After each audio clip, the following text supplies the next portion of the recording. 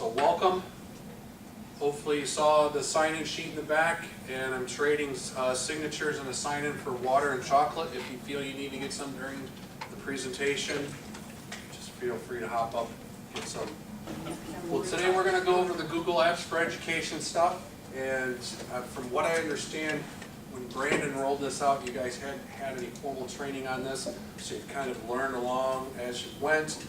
I'm going to try to pull some things together that maybe you haven't seen before with some of the different programs, the email, word processing, and those type of things. A little bit of background about myself. I know some of the faces in the room, but some of you I haven't seen yet, or I've seen you just in passing. My name is Tony Linzmeier. I'm the classroom technology coach for Brandon Schools from Bartech. I do the training things, but I also help, do tickets and those type of things. So you might see me running around in the buildings.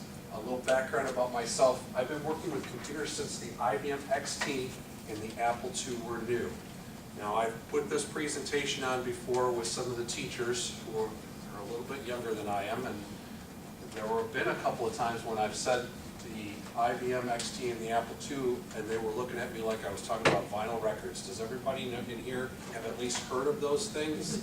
I felt there was a couple of times I felt really old in a couple of those rooms. My first computer was a Commodore 64, and then prior to that after that I did network support in a school district, where the joke was is we supported anything with a power cord. We did the computers, we did the projectors, copiers, the pop machine, the fan, the laminator, the pencil sharpener. It's not working, Tony. It's not working, we had to fix it.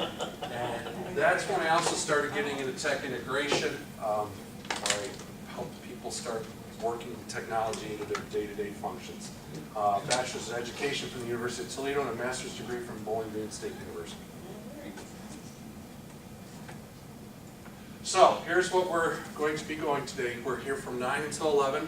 First part, we're going to go for about 50 minutes. We're going to talk about Google Mail, and we're going to talk about Calendar, and then Documents.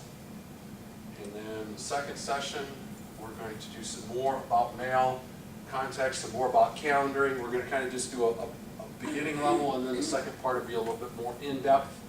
And then at the end, part of this, I'll send you guys a link, or you'll have this document to be able to do a little survey to let me know what you thought about this session and what you'd like to see further training on.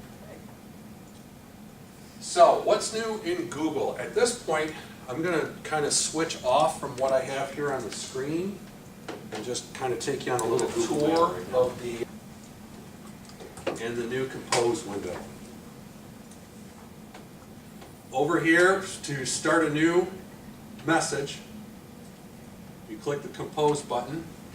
Compose window, one of the things that is, obviously we know what the to line does here, is that's where we put in our, who you're going to send the message to.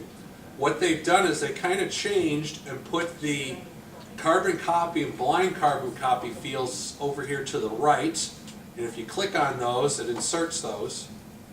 And one of the things that is, and I'm going to say this just to say we covered the basics, but everybody understands what a carbon copy is, correct? That's who else you want the message to go to. Do you know what the BCC or blind carbon copy stands for?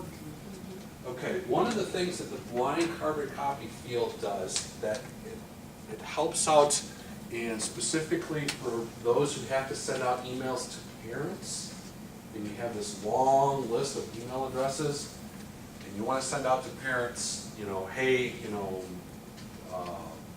track meeting today or something like that, where you blast out an email to a bunch of people.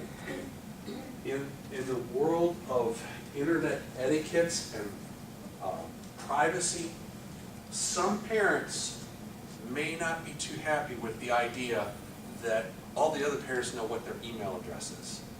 And when you send out an email to somebody, and to a large group of people, and you put everybody's address in the to line, the person who receives that email sees everybody else's email address.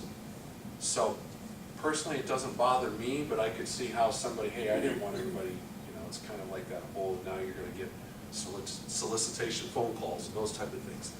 But the way to prevent that from happening is if you take any message that you put in, or I'm sorry, any address that you put in the blind carbon copy field, when the person receives that message, the only addresses that they see when they receive it is the ones in the to line. So as an example, if you want to send out a list and you only want the parents, you want to send it to all the parents, but you don't want them to see everybody, you take and put your address in the to line, because you have to put something in the to line. You can't just leave a message without a recipient. And then you put everybody else's address in the blind carbon copy field. When you send that email out, everybody still gets it, but the only thing that they see who it came from is you, because that's your address in the to line. Just kind of a little courtesy, yes. So you can also put in, because I have groups that are, you can just put in your whole group in Yep. that blank copy, okay.